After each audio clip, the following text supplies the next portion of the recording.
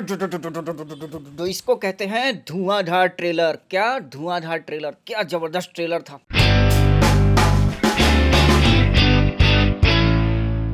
Hello friends, welcome to movie Masti. काफ़ी दिनों बाद मैं आपके सामने फिर से आया हूँ, क्योंकि मैंने कहा मैं काफ़ी अक्सर बिजी हो जाता हूँ दूसरे कामों में, तो इसलिए मैं चीज़ें टाइम पे नहीं ला पाता। लेकिन आज मेरे को समय मिल रहा है इत्तेफाक से, और एक बार फिर से मेरे फेवरेट स्टार का ट्रेलर आया है, तो जाहिर सी बात है मैं कैसे मिस कर सकता हूँ। तो चलिए बात करते हैं ट्रेलर पे। तो 3 मिनट 9 सेकंड का ट्रेलर है।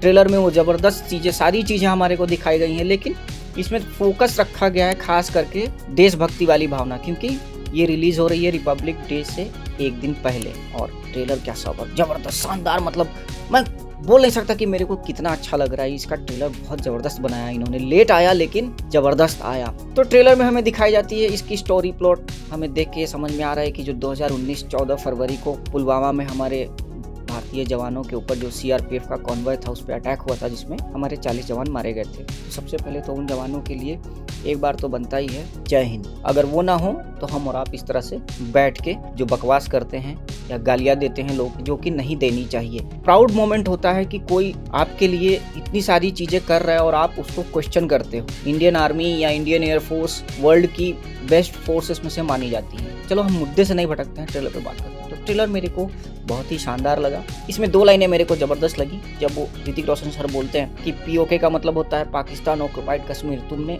ऑक्युपाई कर रखा है, इसके मालिक हम हैं। इस लाइन पे सीटियां बजेंगी और हल्ला तो इतना होगा ना।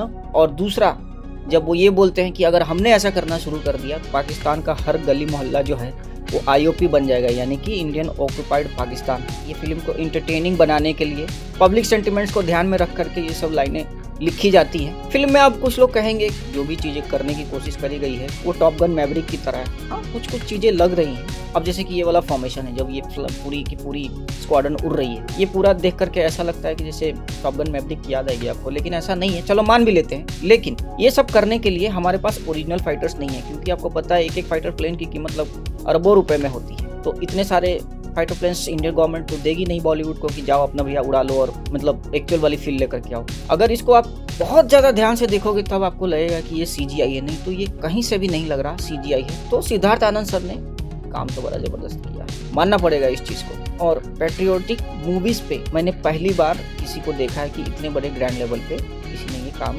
करा है। और इसमें जो विलन हमें दिखाया गया ये भी मेरे को काफ़ी तगड़ा लग रहा है। हालांकि इसको उन्होंने एक रेम्बो की जो मूवीज़ आती है ना उस टाइप की लुक देने की कोशिश करी है, जो कि अच्छी बात है। विलन तगड़ा होना चाहिए, लेकिन रेम्बो एक्चुअली में विलन नहीं था, वो हीरो था। उसके बाद से जब ये एक सीन है जब लेक के ऊपर चेजिंग होती है, ये मेरे को थोड़ी स्टेल्थ मूवी की याद दिलाती है, क्योंकि ठीक ऐसा ही सीक्वेंस है उसमें भी था।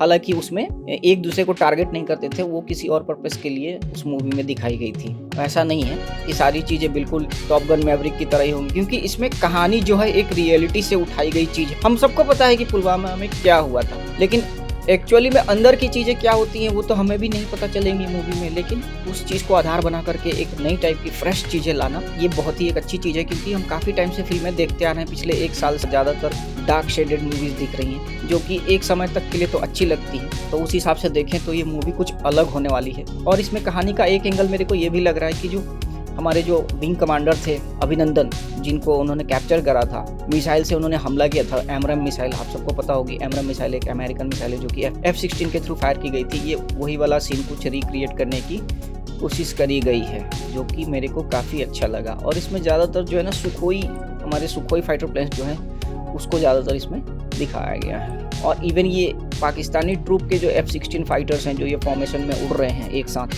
ये भी इन्होंने ज़बरदस्त क्रिएट करा है। कुल मिला के ये कहें तो ट्रेलर के जो कट्स हैं ना इन्होंने बहुत ही बढ़िया लगाए हैं। कलर ग्रेडिंग वगैरह बहुत शानदार है। और रह गई बात VFX और CGI की, जो डे लाइट में है, और डे लाइट में आप चीज़ों को नोटिस नहीं कर पा, इसका मतलब CGI और VFX टॉप नॉच है, इसमें कोई शक नहीं है। बस इसमें अननेसेसरी कोई चीज़ ना हो। देखने से तो लग रहा है कि इस बार इसमें कोई पाकिस्तान भक्ति का कोई लोचा नहीं लग रहा मेरे को, जो कि डायरेक्टर को पता है कि अभी क्या चल रहा है चीज़ें, उस हिसाब से डायरेक्टर ने लाइन सही पकड़ी।